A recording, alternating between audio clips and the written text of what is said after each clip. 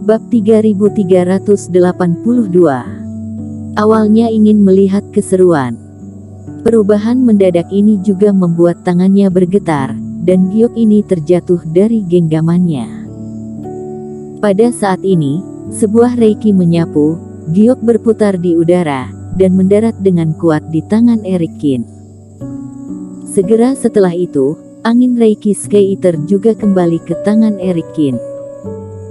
Tempat ini tiba-tiba menjadi sunyi, tidak ada yang menyangka bahwa Erikin akan tiba-tiba menyerang dan merebut giok. Apa yang kamu inginkan? Kembalikan giok itu padaku. Ketika pria bertopeng melihat bahwa Erikin berani merebut giok, dia berteriak dengan marah. Penatuacu, apakah kamu ingin merusak hubungan di antara kita demi sepotong giok ini? Aku menyarankanmu untuk memikirkannya dengan tenang.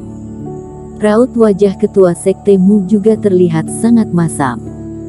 Erikin tiba-tiba mengambil tindakan untuk merebut giok, yang membuat situasi di tempat ini berubah dengan tiba-tiba. Rudy, jangan bertindak dengan gegabah, cepat kembalikan barang ini kepada pihak lain. Noxus juga tercengang.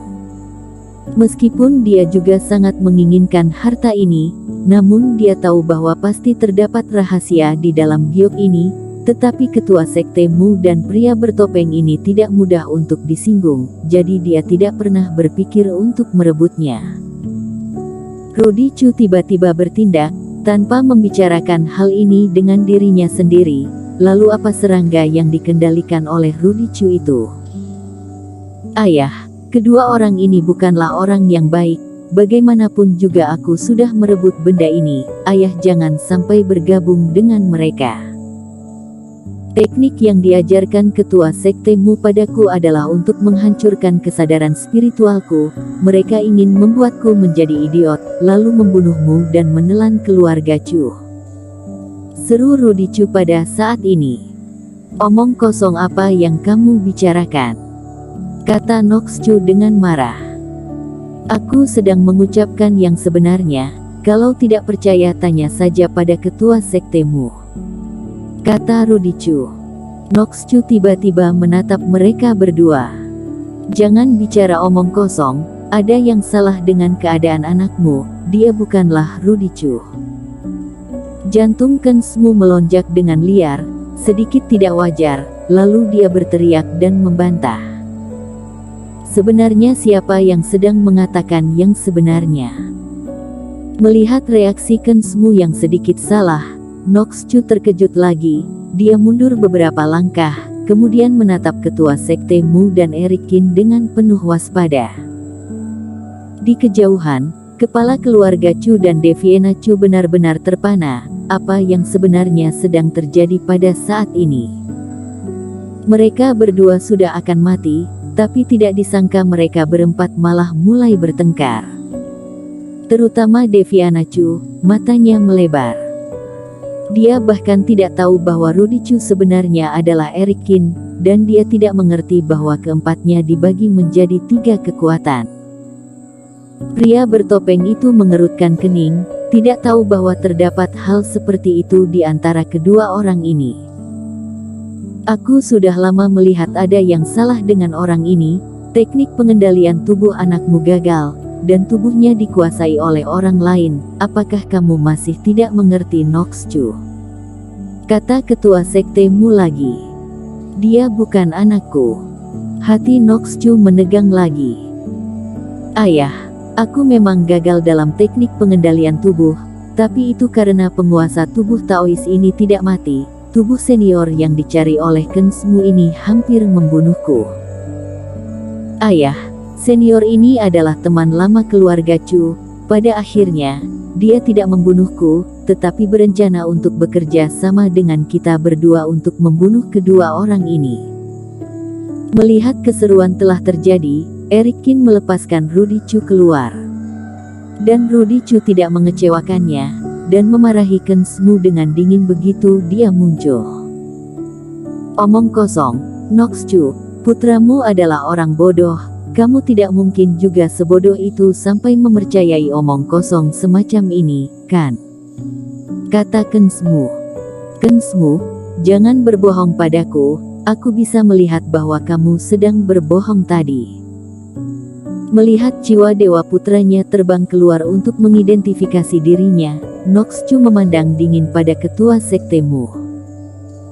Aku tidak akan berbicara tentang tubuh kultivator. Jika kamu tidak menjelaskan tindakanmu yang ingin membunuh anakku, maka aku tidak akan melepaskanmu begitu saja. Penatuacu, aku akan mengatakan yang sebenarnya. Aku memang mendambakan keluarga Chu, dan bermaksud untuk mengendalikan putramu untuk mendapatkan keuntungan dari keluarga Chu. Kamu. Noxcu merasa kaget dan marah, dan pisau spiritual di tangannya diarahkan langsung kepada Kensmu. Tapi rencanaku gagal karena telah diketahui oleh Rudy Chu. Aku akan memberimu kompensasi di masa depan, tapi orang ini mengetahui lokasi harta karun keluarga Chu, serta hubungan antara kamu denganku, jadi dia harus mati. Kensmu berkata sambil memandang Eric Qin. Aku tidak peduli dengan hubungan di antara kalian, giok ini harus diberikan padaku, Kensmu dan aku pasti akan diberikan hadiah yang besar di masa depan, dan aku juga akan memberi keluarga Chu jawaban yang memuaskan, tapi kita semua adalah satu kelompok, sebaiknya kita membunuh orang luar ini terlebih dahulu. Pria bertopeng itu juga berkata, jika tidak, kami akan membunuh kalian semua. Jangan lupa Noxcu, kekuatan besar di belakang kami bukanlah sesuatu yang bisa kamu lawan. Di bawah ancaman keduanya, ekspresi Noxcu berubah. Ayah, kamu tidak benar-benar ingin menjadi musuh senior ini, kan? Rudy Chu sedikit terkejut. Kensmu ingin membunuh dirinya, tetapi disangka Noxcu benar-benar bekerja sama dengan mereka. Diam. Apakah kamu yakin kita dapat menang jika melawan mereka berdua, dan juga kekuatan di belakang keduanya? Kita akan membicarakan masalah dia menjebakmu nanti, lebih penting membunuh anak ini terlebih dahulu. Mata Noxcu bergerak, tiba-tiba dia mengeluarkan senjatanya dan mengarahkannya pada Eric Qin. Penatuacu memang merupakan orang yang pintar. Kensmu dan pria bertopeng itu juga tersenyum, mereka bertiga mengeluarkan senjata mereka dan mendekati Eric Qin. Ada formasi ruang di pinggiran ruang harta karun, Eric Qin tidak memiliki tempat untuk melarikan diri meski dia ingin melarikan diri. Gawat sudah, Tuan Qin sedang berada dalam masalah. Tatapan kepala keluarga Chu terlihat putus asa saat melihat adegan ini. Eric Qin jelas sedang membuat Noxcu untuk melawan mereka berdua, tetapi Noxcu tidak berani menyinggung pihak lain sama sekali. Apa yang dihadapi Eric Qin pada akhirnya adalah situasi putus asa untuk menghadapi 3 orang sendirian. Ayah, siapa yang baru saja kamu katakan tentang orang ini? Mendengar bisikan ayahnya, Devina Chu sepertinya mendengar nama yang familiar, dan tubuhnya tidak bisa tidak bergetar. Tuan Qin, dia adalah Master Qinmu, dia juga merupakan seorang kultivator di tahap awal fase penilaian, kan?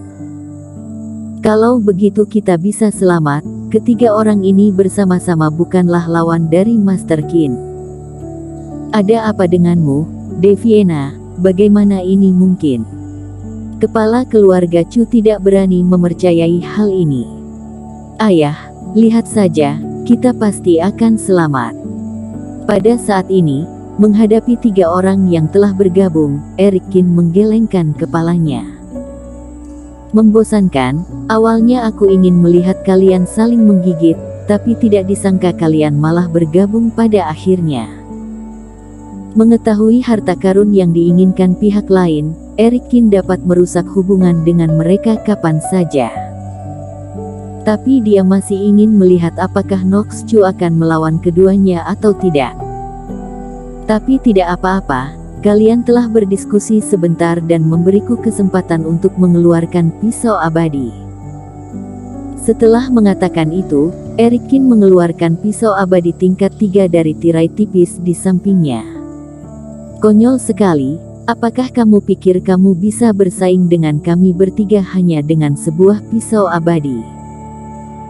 Kensmu mencibir. Ketika Erik Kin dibawa ke sini, mereka sudah memeriksa bahwa dia bahkan tidak membawa tas penyimpanan. Apakah dia pikir dia bisa mengalahkan mereka hanya dengan pisau abadi itu? Mari kita maju bersama dan bunuh orang ini. Ketiganya tidak peduli siapa itu Erik Kin. Dalam hal ini Erik Kin harus mati. Melihat mereka bertiga menerjang maju, Erik Kin melompat mundur. Meskipun ruang harta keluarga Chu tidak terlalu besar, namun ruang untuk bergerak tidak kecil. Secara khusus, semua jenis harta dikelilingi oleh tirai tipis, bahkan tetap akan baik-baik saja jika terkena cahaya Reiki. Di antara ketiganya, Nox Chu mengeluarkan palu godam yang dikelilingi oleh Reiki. Palu godam ini terbang keluar seperti meteorit dan menghantam Erik Kin. Dan pedang abadi di tangan pria bertopeng itu bergetar, memotong cahaya pedang yang tak terhitung jumlahnya, dan menghantam tubuh Erik Kin. Bersambung.